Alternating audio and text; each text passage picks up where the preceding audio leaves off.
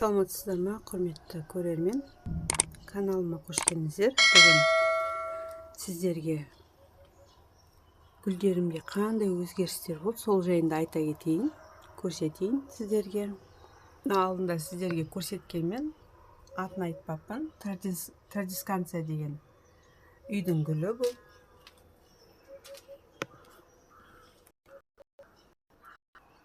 Далаға да егі болған.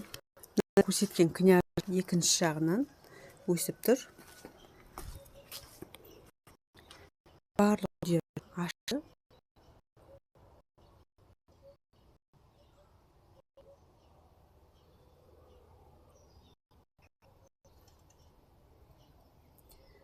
Бұның гүлдері қанық емес, ашық түсті. Сол себепті қатты көрінбейді, тек жақыннан ғана көрінеді. Мына жерде мен симпати деген розам бутондарын ашқалы жатыр. Мынау субра деген, бұл да плетистая роза. Мынау алдынан бері сіздерге айтып жүрген княжик, бұл да бұйырса ашқалы жатыр. Мына күннің көзі жетіспей тұр, өйткені күн бұлтты. Мынау перде рамсар, сіздерге көрсетейін. Бұл өте баяу ашады дейді өзінің бутондарын, бірақ баяу ашатын розалар ұзақ ұстайды розасын. Мынау міне зайчи ушки дейді. Бұны да тұқымнан өсірген. Мына жерде жақында еккен дербейник ивалистный. Мына розаннам жайлап бутондарын ашып жатыр.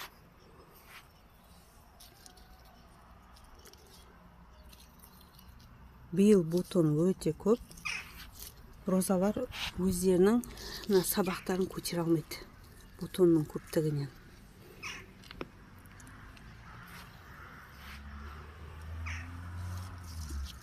Жалпы роза жақсы гүлдеу үшін, жаздай гүлдеу үшін міндетті түрде оның күзгі және қыстағы жағдайын жасау керек. Бұйырса алдағы уақытта қалай қысқа розаны дайындау керек, сол жайында күзге таман айтатын боламын. Сол себепті каналыма тіркеліңіздер.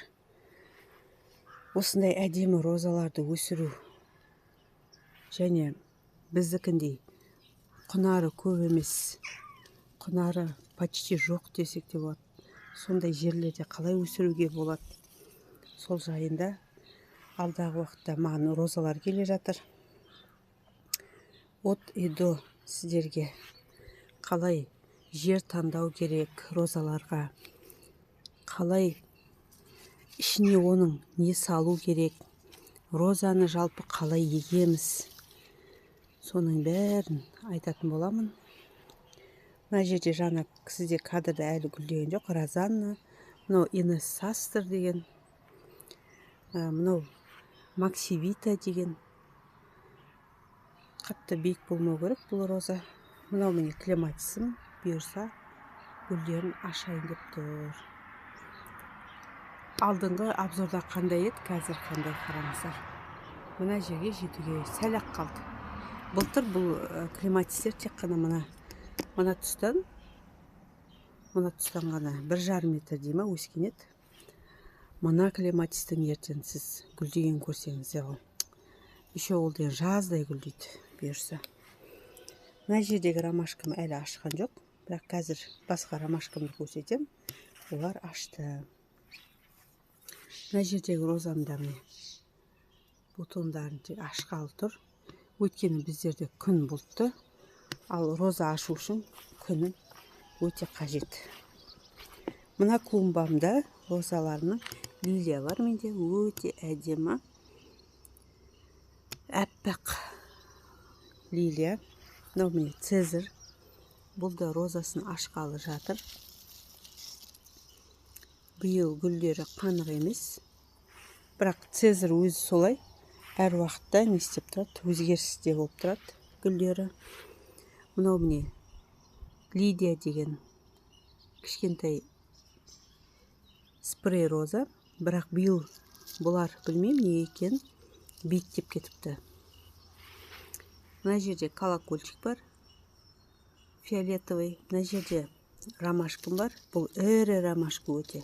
Бұйырса, бұны да гүлдеген кезде көрсететін боламын. Мына розам, бұл аскот, бұл жайрақ гүлдейді. Мына Флорентинадан кейін гүлдей бастайды. Мына Флорентина жалпы басқа розаларға қарағанда жайрақ гүлдейді. Мына жерде менде хоста бар. Бұл хостаға көп жыл болды. Мына жерде очиток видный.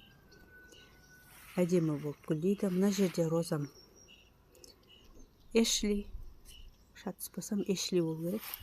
Мына жерде мынау плетистый роза деген, бірақ әлгіге дейін ондай плетистый болған жоқ. Мынау цикламен Пьер де Рансар.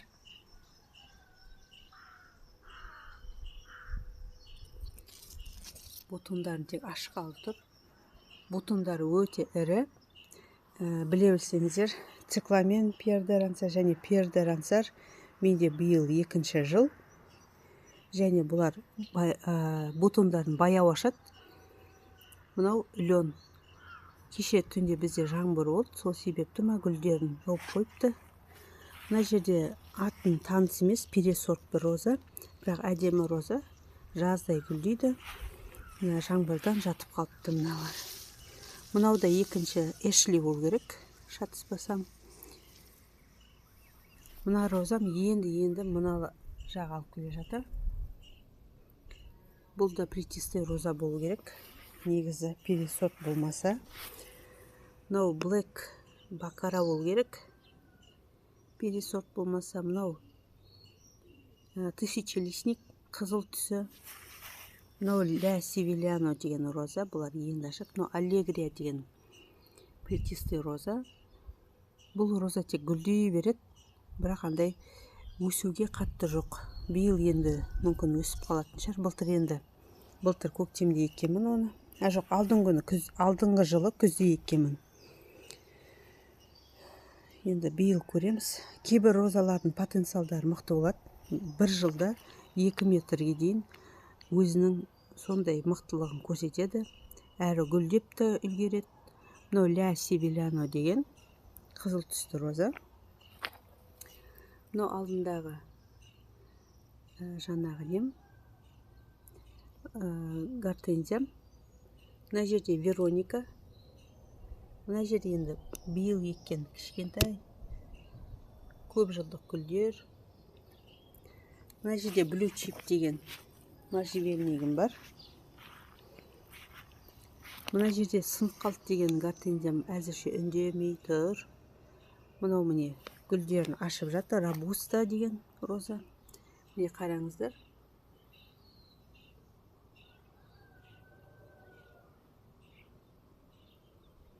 Бутондар өте көп. Робустаның бір жақсы жері алма кезек ашады. Мына бутон ашты ма, мына бутон істер кезде келесі ашады. Сөйтіп алма кезек ашады бұл. Ал кейбір розалар бар, тұтас барлық гүлдерін бірдей ашады. Мына жерде осылай келген сайын арам шөптерін жұлып өсірмеуге тырысам розалардың арасында. Мынауда осы жерде бір роза бар, пересортпен келген. Бірдеме звезда деген, восточная звезда ма, қызыл түсті әйтеуір.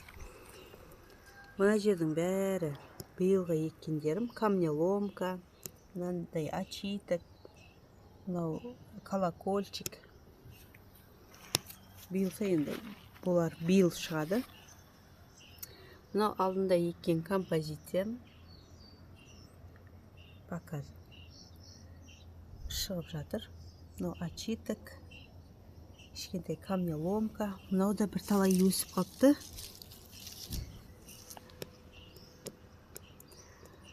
Мынау міне алдында хлороз болып тұрған нем.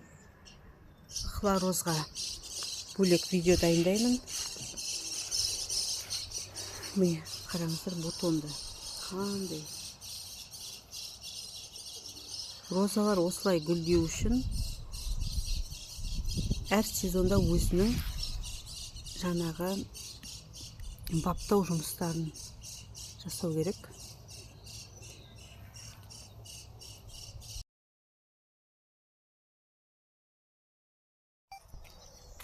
Мына жерде келсек, мына жерде василисник еккен едім. Міне жайлап шығып келе жатыр василиснигім. Және тағы да екіншісі бар. Мына жер рабуста.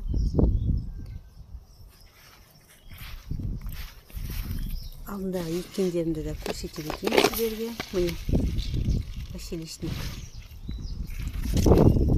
Жайлап енді тіпті бүгін ашып та қоюға болады, күнге үйрену үшін.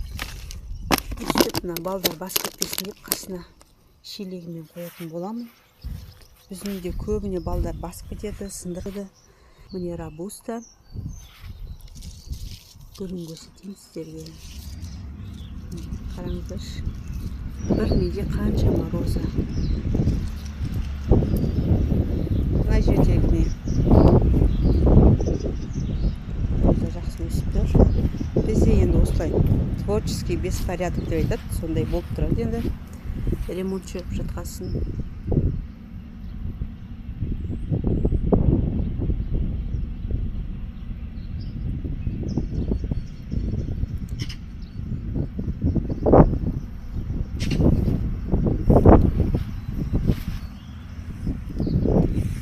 Мына жердегі алдында ашылып қалып, күннің көзіне күйіп кетіпті. Көреміз, мүмкін тамырынан шығып қалады шығар. Сол себепті жауып қойдым.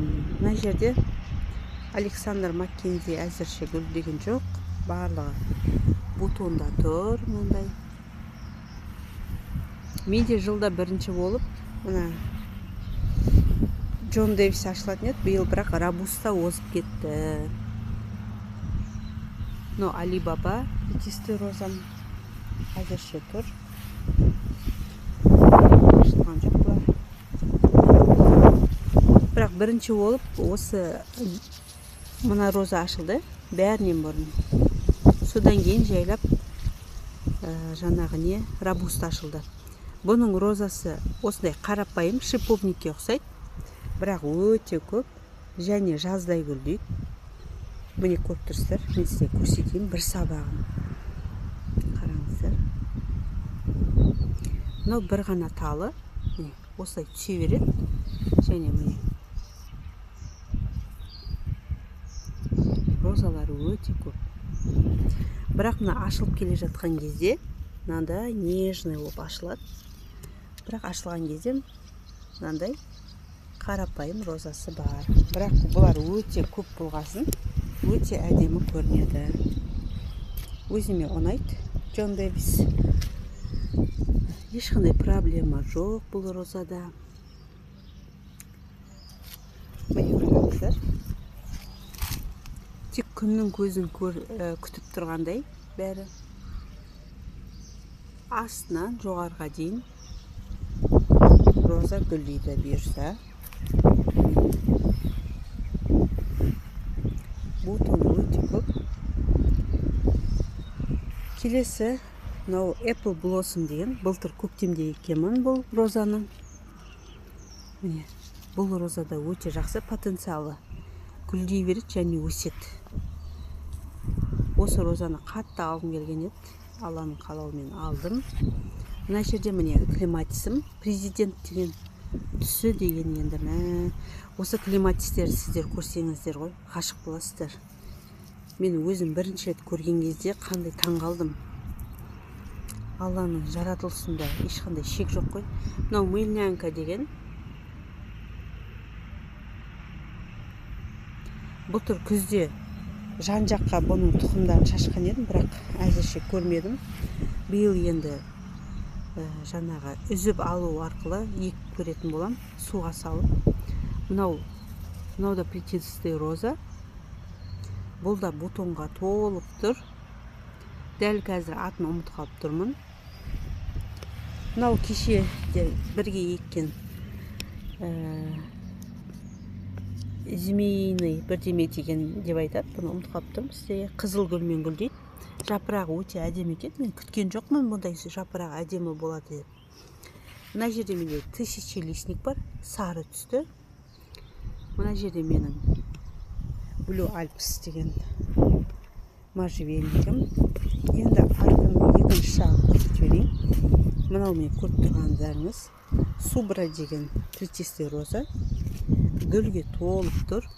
Бұл розаның да потенциалы мықты. Субра деген.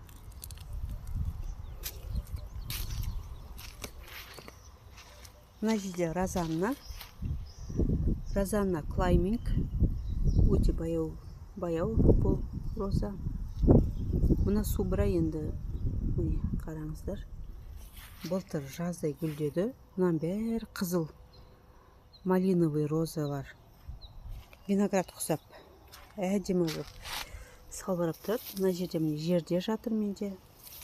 Әзірше бұған опора ойлап тапқан жоқпын. Қандай болады? Мына роза екінші розам. Бұл не? Пересорт. Негізі плетистый болу керек еді. Бірақ пересортпен келді. Міне мынау жаңа Субра. Мынау міне руж кардиналым. Бұйырса гүлдейін деп тұр.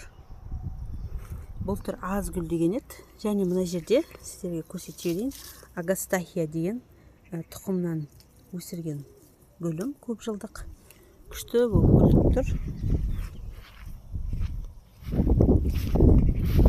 Мына жерде менде бордюрный ромашка бар. Бұл жайрақ гүлдейді. Мына жерде лаванда бар. Бұл да енді гүлдейін деп тұр. Мына жерде алдында сіздермен өткен можжевельник, жаңағы флокс шиловидный және мына кішкентай композициям.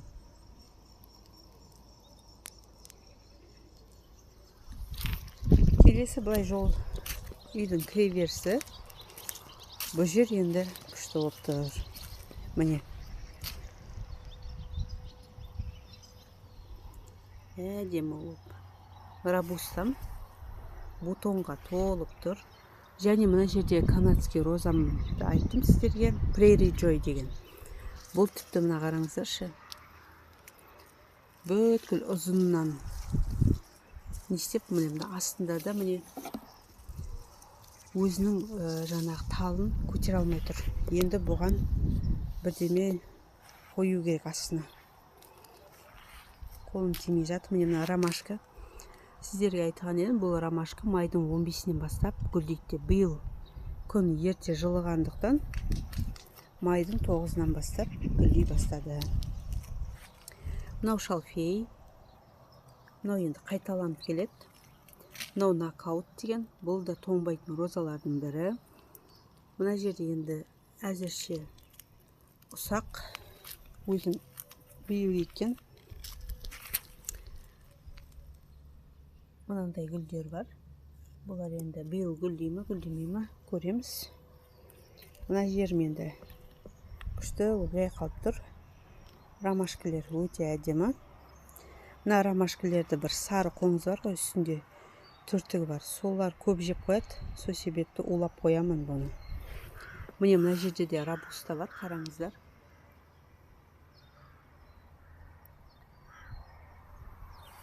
Мына розамда міне Prairie Joy. Мынан бойының бәрі роза. Өзінің розаларын көтере алмай, тіпті ертең бутон ашылғанында одан да тіпті жатып қалады. Сол себепті бірдемелер қоюым керек бұл жерге. Мына жерде композициямда осылай болып тұр. Мынандай бір гүлді қазып әкеп қойдым даладан. Өте әдемі болып өседі, жылда көрем. Мынау алдында еккенім. Мына балдар басып кетпесін деп қасына шелегімді қоям. Мынау мен клематисім. Жақсы бутон жинап жатыр. Хегли гибрид деген. Міне алдында еккен атымды қалып тұрмын. Мынау міне княжық. Pink Surprise жаңағы. Бұл да бұйырса, мына гүлдеп болғаннан кейін бұл жоғары қарай өсетін болар. Жалпы мына өте әдемі бақтарды ұстайтын кісілерде не бар, айтады, комната дейді. Өздерінің бақтарын роза бақтарын болсын, жалпы қандай бақ болса да кейбір кісілер бөлмелерге бөледі. Мынаны жаңағы мына перголаны әдейі мен жаңағы сондай бір комната ретінде пайдалану үшін жасадым мына жерге. Ойлап қараңызшы, мына жерде бір есік тұр да, ар жағы роза. И оның бер жағында мынандай, мына өсімдікті өте биік болып өсетін өсімдік. Мына жерде мысалға былай үлкен болып жаңағыдай осы өсімдік өссе қандай әдемі болып тұрады деп өзім ойлаймын.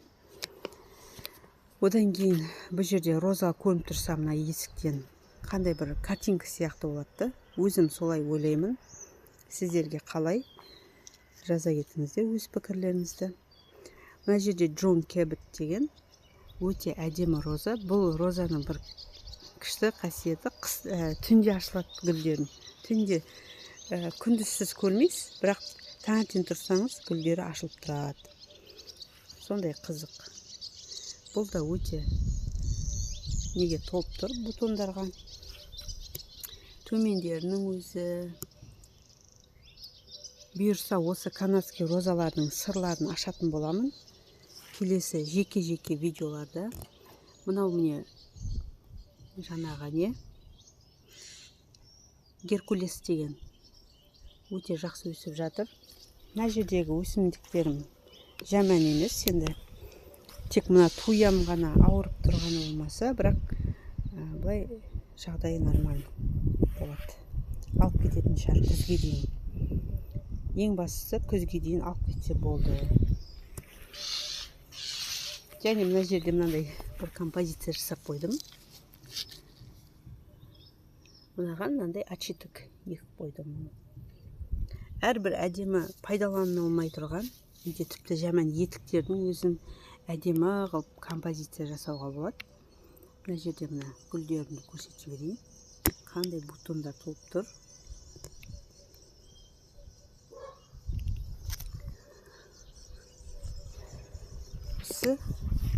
Мына жерде менде жаңағы не деп айтады? Ой, мелколепестник дейді. Биыл бірінші рет гүлдейін деп тұр. Менде мына жерде лилиям бар. Мына жерде да лилия бар. Мынау флок шиловидный.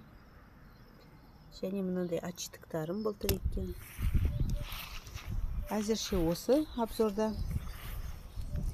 Бұйырса енді келесі обзорларды осы розаларының барлығын гүлдеген көрсететін боламын. Сау саламатта болыңыздар. Назарларыңызға рахмет.